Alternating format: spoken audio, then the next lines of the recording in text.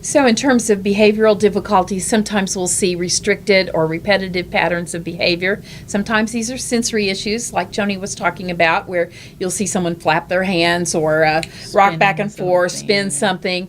But also there's just restrictive behavior. These kids don't have a good repertoire of behaviors often.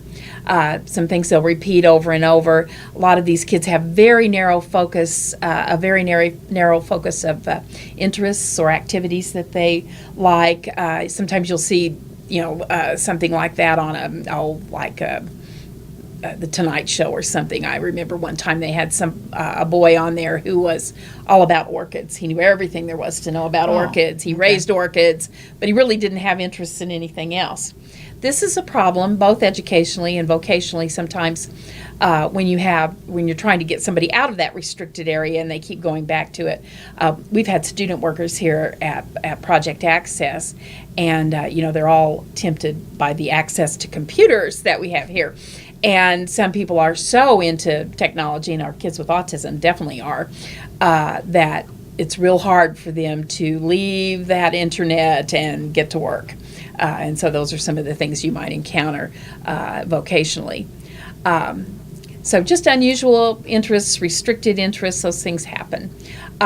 Inflexible adherence to functional routines or rituals. And sometimes that even goes into OCD or obsessive compulsive disorder, where somebody has to do the same thing. They've got to close the door 3 times before they can walk through it. Those kinds of things can be disruptive to a job site. Right.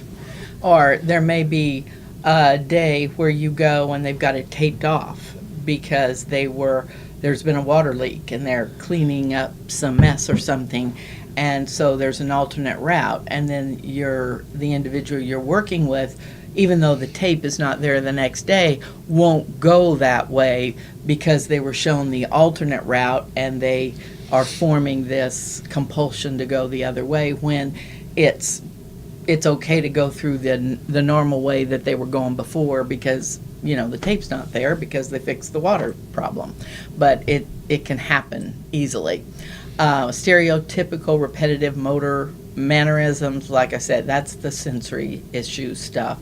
The rocking, the spinning, the hand flapping, high guard shoulders, toe walking, all that kind of stuff. Those are some of the behavior difficulties. And on the job site, those might be things that call attention to themselves. And you may have to explain to other people in the environment, this person has autism and this is why they're doing that. Or they may be drawn to a certain, feeling of a fabric, and they may be hanging clothes or something and take an extra long time because they found a texture or a feeling on this velvet. Yes, on a fabric, and you may have to break the chain there.